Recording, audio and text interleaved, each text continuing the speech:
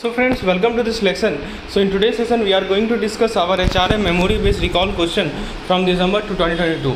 So friends HRM यदि आपने अपने HRM इलेक्टिव ले रखा है तो HRM से दोस्तों किस प्रकार के क्वेश्चन पूछे गए थे दिसंबर 2022 में, आइए हम लोग रिकॉल करते हैं। आप देख पाएंगे कि कौन कौन से टॉपिक ज़्यादा इंपॉर्टेंट है। तो बेसिकली इस वीडियो का पर्पज़ यही है कि आप उसी के अकॉर्डिंग प्रिपेयर कर पाएँ इंपॉर्टेंस को देखते हुए। चलिए दोस्तों शुरुआत करते हैं अपने इस वीडियो लेसन को पहले क्वेश्चन के साथ। पहला क्वेश्चन है कि क्वालिटी सर्कल क्या है, व्हाट इज़ क्वालिटी सर्कल। पहला ऑप्शन है a team of employee who meet regularly to discuss and solve quality related issues in the work place. दूसरा है a circle of quality control inspector responsible for monitoring product quality. तीसरा है दोस्तों managerial approach focused on achieving high quality product through strict quality standard. और D number option है circle of senior executives responsible for ensuring adequate compliance in organisation. सही answer है दोस्तों option ए। तो quality circle का मतलब क्या होता है कि एक टीम ऑफ एम्प्लॉय होते हैं जो कि रेगुलरली मीट करते हैं और डिस्कस करते हैं और सॉल्व करते हैं quality related issue in the work place. Explanation देखिए आप देख सकते हैं। तो मेरे जितने भी लेक्चर हैं दोस्तों सभी में आपको एक्सप्लेनेशन मिल जाएंगे ताकि आपको बुक पढ़ने की आवश्यकता नहीं है, आप केवल एक्सप्लेनेशन ही पढ़ ले तो मोर देन सफिशिएंट है। क्वालिटी सर्कल एक स्मॉल ग्रुप ऑफ एम्प्लॉय होते हैं सेम वर्क एरिया से, सेम डिपार्टमेंट से, जो कि एक साथ आते हैं ताकि आइडेंटिफाई कर सकें, एनालाइज कर सकें, सॉल्व कर सकें वर्क रिलेटेड प्रॉब्लम को या इंप्रूव कर सके दोस्तों प्रोसेसेस को किसी ऑर्गेनाइजेशन के अंदर। प्राइमरी फोकस होता है क्वालिटी सर्कल का कि हम इन्हांस करें प्रोडक्ट को या सर्विस क्वालिटी को, प्रोडक्टिविटी बढ़ाएं, एम्प्लॉय इन्वॉल्वमेंट को प्रमोट करें, टीम वर्क को प्रमोट करें। दोस्तों एक केस स्टडी पूछा गया था, Sara is highly motivated individual who has recently join a company as junior executive, she is ambitious and driven to success in her career. तो HRM से दोस्तों केस स्टडीज भी आते हैं, तो हमारे पास केस स्टडीज का कलेक्शन है। We are providing every type of case study which is asked in HRM examination. तो सारा एम्बिशियस है और वो ड्रिवन है success in her career. She consistently strive to excel in her work, frequently setting high goal for herself and going above and beyond to achieve them. She actively seeks opportunity for personal and professional growth, attending seminars and workshops to enhance her skill. Sarah also enjoys mentoring her colleagues and is known for her positive attitude and willingness to help others. तो ये data आपको दिया हुआ है। अब इस basis पे दोस्तों अब आपको बताना है कि कौन सा मास्लो हायरार्की ऑफ नीड्स का लेवल है। सारा प्राइमरीली फोकस्ड है। बहुत अच्छा क्वेश्चन है दोस्तों। इस प्रकार से देखिए मास्लो हायरार्की से क्वेश्चन पूछा जाता है। एक केस स्टडी दे दिया आपको और आप कितना समझे मास्लो हायरार्की को वो देखा जा रहा है। तो बताइए किस लेवल ऑफ मास्लो हायरार्की का नीड सारा प्राइमरीली फोकस्ड है। Physiological need, safety need, social need, esteem need, self actualization need. दोस्तों सही आंसर है इसका स्टीम नीड। तो basically Maslow hierarchy of need एक साइकोलॉजिकल थ्योरी है। बेसिकली जो कि कैटेगराइज करता है ह्यूमन नीड को 5 लेवल में पिरामिड स्ट्रक्चर में अरेंज होता है। जो टॉप लेवल होता है उसे फिजियोलॉजिकल, सेफ्टी, सोशल, स्टीम और सेल्फ एक्चुअलाइजेशन नीड करते हैं। तो इस केस में दोस्तों सारा का जो बिहेवियर है कैरेक्टरिस्टिक्स इंडिकेट करता है तो उसने अपना फिजियोलॉजिकल और सेफ्टी नीड को ऑलरेडी मीट कर लिया क्योंकि उसको जॉब मिल गया और एक हाई एस्पिरेशन से ड्राइव हो रही है। She seeks personal growth, set high goals, strives to excel which aligning with esteem need. Esteem need का मतलब क्या होता है कि आपके पास डिज़ायर है रिकॉग्निशन का, रेस्पेक्ट का, सेल्फ वर्थ का। तो सारा का फोकस है कि सक्सेस को अचीव करना, दूसरे को मेंटर करना और पर्सनल ग्रोथ को सीख करना। तो ये इसके स्टीम नीड को इंडिकेट करता है। समझ में आया दोस्तों क्या सही आंसर है इसका। दोस्तों यदि आप CIB 2023 की तैयारी कर रहे हैं एग्जामिनेशन की और यदि आपको किसी प्रकार के स्टडी मटेरियल की रिक्वायरमेंट है in the form of MCQs, हमारे पास 250 से 150 से 200 MCQs पर हर एक यूनिट के अवेलेबल हैं, यानी कुल मिलाकर 2000 से 3000 MCQs अवेलेबल है पर चैप्टर का। तो दोस्तों आप हमारे पेड कोर्स का हेल्प ले सकते हैं। हमारे पास सभी चैप्टर का वीडियो लेसन है। आप कम समय में वीडियो लेसन से चीज़ों को समझ सकते हैं और दोस्तों मैक्सिमम टाइम आप यूटिलाइज कर सकते हैं MCQ को सॉल्व करने में। So if you want any type of help regarding study material we have mock test also, हमारे मॉक टेस्ट का आप हेल्प ले सकते हैं। यदि आपको किसी भी तरह की जानकारी चाहिए तो प्लीज़ मुझे इस नंबर पे व्हाट्सएप करें, आपको सारा डिटेल प्रोवाइड कर दूंगा। चलिए दोस्तों आगे बढ़ते हैं, नेक्स्ट क्वेश्चन पे आते हैं। Let's move to the next question. Which are the following is not a characteristic of effective communication. तो इफेक्टिव कम्युनिकेशन का कौन सा कैरेक्टरिस्टिक नहीं है, नॉट लिखा हुआ है। पहला है क्लियर एंड कंसाइज मैसेज, दूसरा है एक्टिव लिसनिंग एंड अंडरस्टैंडिंग, तीसरा है दोस्तों use of complex and technical knowledge और लैंग्वेज, और चौथा है दोस्तों फीडबैक एंड क्लैरिफिकेशन। तो सही जवाब है दोस्तों इसका option number C, use of complex and technical knowledge. ये कैरेक्टरिस्टिक नहीं है। इफेक्टिव कम्युनिकेशन कैरेक्टराइज किया जाता है कुछ की एस्पेक्ट से, जैसे क्लियर एंड कंसाइज मैसेज, ये इंश्योर करता है कि इन्फॉर्मेशन को कन्वे किया गया स्ट्रेट फॉरवर्ड और अंडरस्टेबल मैनर में। ऑप्शन बी कर रहा है एक्टिव लिसनिंग अंडरस्टैंडिंग, ये भी दोस्तों इसका मतलब कि आप अटेंटिवली रिसीव कर रहे हैं, कॉम्प्रीहेंड कर रहे हैं मैसेज को। ऑप्शन डी कर रहा है फीडबैक एंड क्लैरिफिकेशन, ये एक 2-वे फ्लो ऑफ कम्युनिकेशन को प्रमोट करता है, इनपुट को लेके, क्वेश्चन को एड्रेस करके, अंडरस्टैंडिंग को कंफर्म करके। लेकिन जो ऑप्शन सी कर रहा है कि कॉम्प्लेक्स और टेक्निकल नॉलेज का यूज, ये इफेक्टिव कम्युनिकेशन का कैरेक्टरिस्टिक नहीं है। चलिए उसके बाद दोस्तों नेक्स्ट क्वेश्चन की बात करते हैं कि जेनरिक कॉम्पिटेंसी का डेफिनेशन क्या है। तो देखिए मेरे पास दोस्तों ये तो एक सेट है हमारे पास 50 क्वेश्चन का। इसी प्रकार से दोस्तों हमारे पास बहुत सारे सेट हैं 2021 के, 2000 जो साल में 2 बार एग्जाम होता है, सभी के सेट हमने बना के रखे हैं HRM के। तो if you need any of this that is covered in the paid plan, you need to WhatsApp your number shown on the screen. दोस्तों बात करते हैं कॉम्पिटेंसीज़ की। तो जनरल कॉम्पिटेंसी का डेफिनेशन क्या है? Competency that are specific to a particular industry organization, competencies that are transferable and available across different role and industries, competencies that are only relevant for entry level position, competencies that are solely focused on technical skill। बताइए generic competency का definition क्या है? सही जवाब है दोस्तों option B, कि basically generic competency का मतलब ये होता है कि जेनरिक कॉम्पिटेंसी ट्रांसफरेबल होता है और एप्लीकेबल होता है डिफरेंट रोल इंडस्ट्री में। जेनरिक कॉम्पिटेंसी का मतलब set of skill, knowledge, ability जो कि स्पेसिफिक नहीं है एक पार्टिकुलर इंडस्ट्री या ऑर्गेनाइजेशन में। ये कॉम्पिटेंसी को आप अप्लाई कर सकते हैं बहुत सारे रोल एंड इंडस्ट्री में, जिसके कारण ये ट्रांसफरेबल होता है, वैल्यूएबल होता है अलग अलग कॉन्टेक्स्ट में। जेनरिक कॉम्पिटेंसीज के अंदर स्किल्स आते हैं जैसे communication, problem solving, team work, leadership, adaptability, critical thinking. दोस्तों बात करते हैं कि according to the Herzberg 2 factor theory which of the following factor are consider motivator in work place. बताइए हर्ज़बर्ग 2 फैक्टर थ्योरी के अनुसार कौन कौन से फैक्टर्स को मोटिवेटिंग माना जाता है वर्क प्लेस में? Safe salary and benefit, job security and work condition, recognition and career growth, supervision and company policy. बताइए क्या सही जवाब है? ऑप्शन सी सही है कि रिकॉग्निशन और कैरियर ग्रोथ को मोटिवेटिंग फैक्टर माना जाता है। देखिए हर्ज़बर्ग का 2 फैक्टर थ्योरी प्रपोज करता है कि 2 सेट ऑफ फैक्टर्स हैं जो कि इंपैक्ट करते हैं एम्प्लॉय की मोटिवेशन को और सेटिस्फैक्शन को वर्क प्लेस में। पहला सेट को हाइजीन फैक्टर कहा जाता है, इसके अंदर salary, benefit, job security, work condition, supervision और कंपनी पॉलिसी आती है। तो ये फैक्टर यदि इनएडिक्वेट होगी तो डिससेटिस्फैक्शन होगा एम्प्लॉय में, तो लेकिन इनका जो प्रेजेंस है इसके कारण कोई मोटिवेशन, लॉन्ग टर्म मोटिवेशन या सेटिस्फैक्शन नहीं होगा। दूसरा सेट को हम लोग मोटिवेटर्स कहते हैं, इसमें recognition, achievement, responsibility, growth opportunity और nature of the work itself आता है। ये फैक्टर रिलेटेड होता है इंटरेस्टिंग मोटिवेशन का। अब ये क्वेश्चन के कॉन्टेक्स्ट में बात करें तो ऑप्शन ए इनकरेक्ट है क्योंकि सैलरी बेनिफिट जो है हाइजीन फैक्टर में आता है। ऑप्शन बी भी इनकरेक्ट है क्योंकि इसमें इसके अंदर फैक्टर्स आते हैं हाइजीन फैक्टर के। ऑप्शन डी इनकरेक्ट है क्योंकि सुपरविजन और कंपनी पॉलिसी हाइजीन फैक्टर का पार्ट है। तो आपको क्लियर रखना है कि हाइजीन फैक्टर में क्या पार्ट है और मोटिवेटिंग फैक्टर में क्या पार्ट है। मैं आपको एक एक चीज़ को एक्सप्लेन करके समझा रहा हूँ। So this is the best way to learn a particular thing. आप कोई क्वेश्चन देखें, उसके कंसेप्ट को समझे, फिर उसके प्रॉब्लम को सॉल्व करें। क्वेश्चन सॉल्व करना है कंसेप्ट समझने के लिए। This is how we proceed. हमारे टेक्निक, हमारा जो लर्निंग होता है दोस्तों, हमारे स्टडी मटेरियल का लर्निंग जिस प्रकार से प्रोवाइड किया जाता है आपको इसी मेथड से प्रोवाइड किया जाता है। पहले हम क्वेश्चन से कंसेप्ट को समझते हैं और फिर कंसेप्ट से फिर और भी चीज़ समझ लेते हैं। जैसे इस क्वेश्चन से एक और क्वेश्चन बन जाएगा कि विच of the following is a hygiene factor. तो आपको हाइजीन फैक्टर और मोटिवेशन फैक्टर में क्लियरली डिफरेंस याद रखना है। चलिए ये सवाल पिछले साल पूछा गया है तो हो सकता है कि चांसेस ज़्यादा है इस सवाल के रिपीट होने के। Which of the following is not a general purpose of training?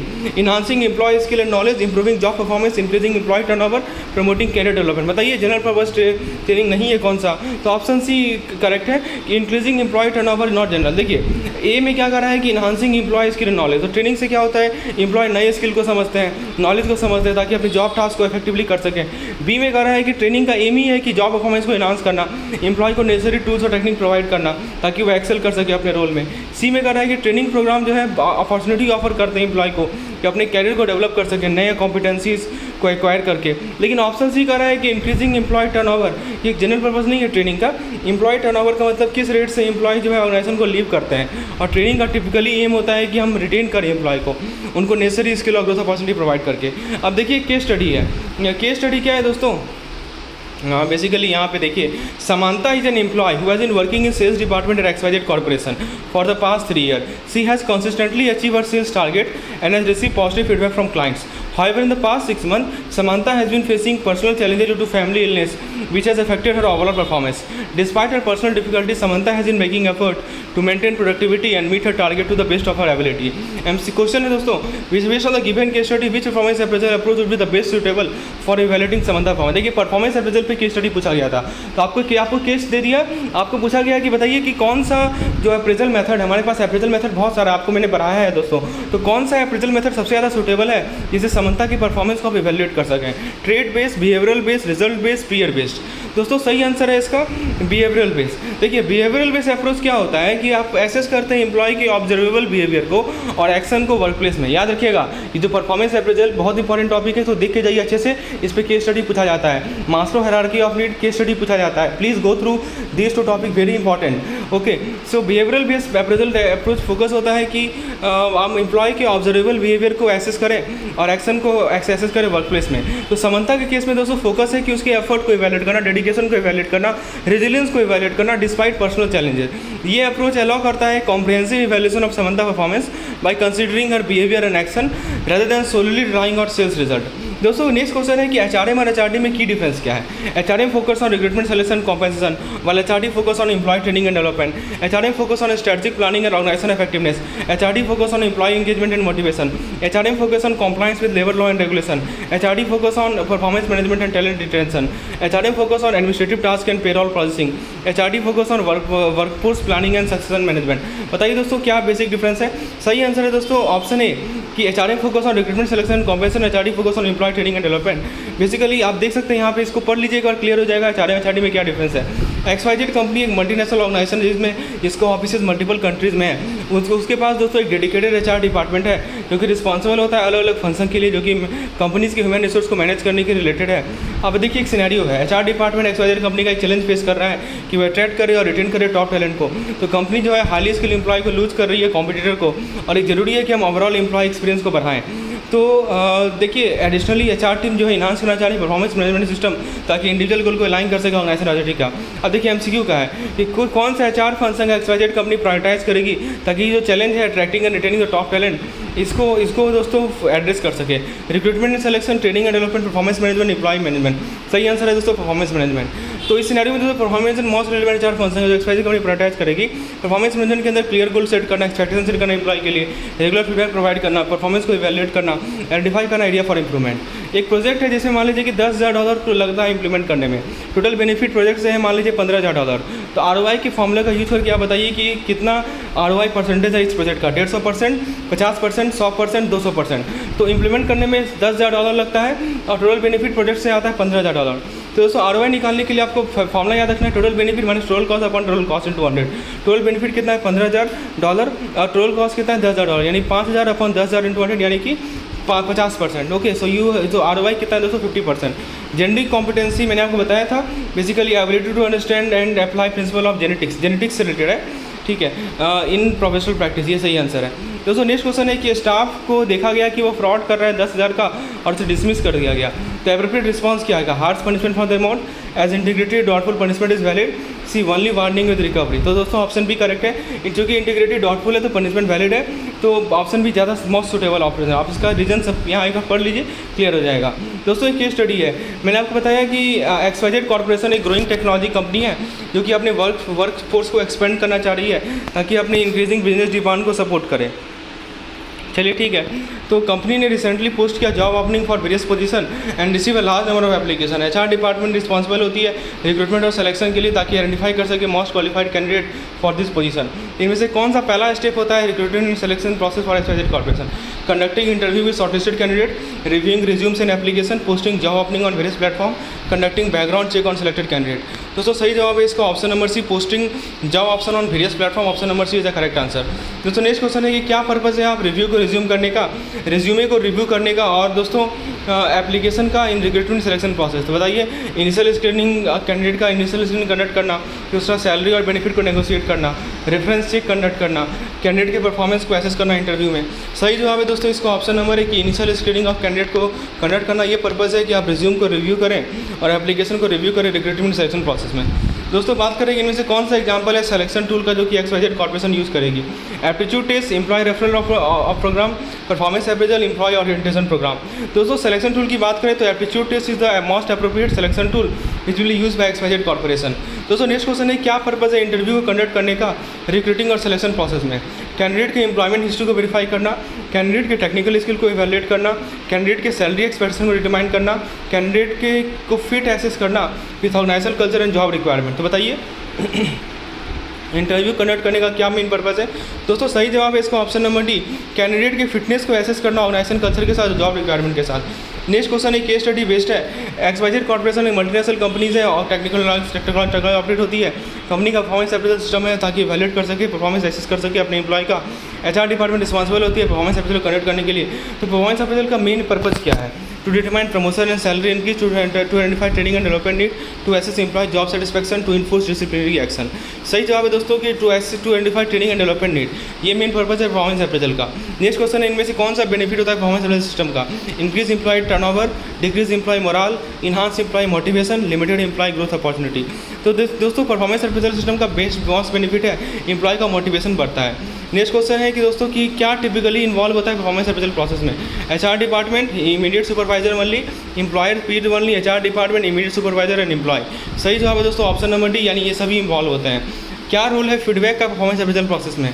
To determine employee promotion, to enforce disciplinary action, to provide guidance for improvement, to set employee compensation. तो दोस्तों फीडबैक से क्या होता है कि आप गाइडेंस प्रोवाइड कर सकते हैं इंप्रूवमेंट के लिए। So option number C is most appropriate. Next question, इनमें से कौन सा एग्जाम्पल है परफॉर्मेंस अप्रेजल मेथड का? Employee onboarding, team building activity, 360 degree feedback, employee recognition program. तो बताइए दोस्तों परफॉर्मेंस अप्रेजल मेथड का सबसे बेस्ट एग्जाम्पल कौन सा है? सबसे बेस्ट एग्जाम्पल है 360 डिग्री फीडबैक। फिर दोस्तों बताया जा रहा है कि हर्जबर्ग टू फैक्टर थ्योरी के अनुसार कौन सा फैक्टर हाइजिंग फैक्टर में आता है? Achievement, recognition, job security, personal growth. तो मैंने आपको बताया था कि जॉब सिक्योरिटी हमारा हाइजिंग फैक्टर के अंदर आता है। फिर दोस्तों बताया जा रहा है कि एबीसी कंपनी मल्टीनेशनल कॉर्पोरेशन है जो कि डाइवर्सिटी और इंक्लूजन को वैल्यू करती है वर्क प्लेस में। तो इमली एक न्यू हायर्ड फीमेल एम्प्लॉय है, वो कॉन्स्टेंटली डिमॉन्स्ट्रेट करती है exceptional performance and contribute significantly to her team success. She actively participate in team meeting, share innovative ideas and collaborates and effectively with her colleague. तो Emily का जो work ethics है और dedication है इसको recognise किया गया इसके सुपीरियर के द्वारा, पीयर्स के द्वारा। क्वेश्चन है कि इनमें से कौन सा ऑप्शन बेस्ट रिफ्लेक्ट करता है positive impact of Emily presence in the work place? बताइए सबसे ज़्यादा बेस्ट कौन क्या रिफ्लेक्ट करता है Emily presence in the work place? Increase team morale and motivation, decrease productivity and efficiency, gender bias and discrimination, limited opportunity for professional growth. बताइए। तो दोस्तों सही आंसर है इसका increase team morale and motivation. ये best reflect करता है positive impact of Emily presence at the work place. Next question है दोस्तों, which are the following trait is associated with effective leadership? Introversion and साइनेस, lack of confidence and indecisiveness, emotional intelligence and empathy, micro management and control. तो दोस्तों effective leadership के साथ क्या associated है? Emotional intelligence and empathy, यानी option number C. दोस्तों next question है कि सक्सेशन प्लानिंग का क्या मेन रोल है? तो to identify employee for termination, to prepare for unexpected organization change, to eliminate competition among employee, to discourage career growth and development. तो succession planning का दोस्तों मेन एम है कि to prepare for unexpected organization change. Succession planning का process होता है आप identify करते हैं, डेवलप करते हैं potential successor for key position within organization. तो पर्पज़ ये है इसका कि इंश्योर करें कि दोस्तों आपके पास एक क्वालिफाइड इंडिविजुअल की पूल होना चाहिए जो कि लीडरशिप के स्टेप में स्टेप करें, क्रिटिकल रोल में स्टेप करें यदि अनएक्सपेक्टेड डिपार्चर हो जाए, ऑर्गेनाइजेशन में कुछ चेंजेस आ जाए। क्या पर्पज़ है एचआर प्लानिंग का? To determine the salary structure within organisation. B कर रहा है कि to forecast and align human resource with organisation goal, to assess employee performance and provide feedback, to administer employee benefit and compensation. दोस्तों HR planning का main function है कि to forecast and align human resource with organisation goal. तो HR planning का purpose ये होता है कि आप फोरकास्ट करें, अलाइन करें ह्यूमन रिसोर्स को स्ट्रैटेजिक गोल के साथ और ऑर्गेनाइजेशन के ऑब्जेक्टिव के साथ। इसके अंदर ऑर्गेनाइजेशन के करंट वर्कफोर्स को एनालाइज करना, फ्यूचर ह्यूमन नीड्स को आइडेंटिफाई करना, स्ट्रैटेजी डेवलप करना ताकि उन सभी नीड को मीट कर सकें। एचआर प्लानिंग इंश्योर करता है कि right people with the right skill are available at the right time to support the organization objective. दोस्तों ये था हमारा क्वेश्चन का सेट। होपफुली आपने एंजॉय किया होगा इस क्वेश्चन का सेट को। यदि आपको दूसरा सेट चाहिए तो हमारे पेड प्लान में इनरोल हो जाइए। आपको सारा डिटेल मैं इस नंबर पर व्हाट्सएप पर प्रोवाइड कर दूंगा। यदि आपको एचआरएम से रिलेटेड कोई भी स्टडी मटेरियल चाहिए, चाहे पीडीएफ, वीडियोज, मॉक टेस्ट, तो हमारे इस नंबर पर व्हाट्सएप करके आप जानकारी प्राप्त कर सकते हैं। धन्यवाद।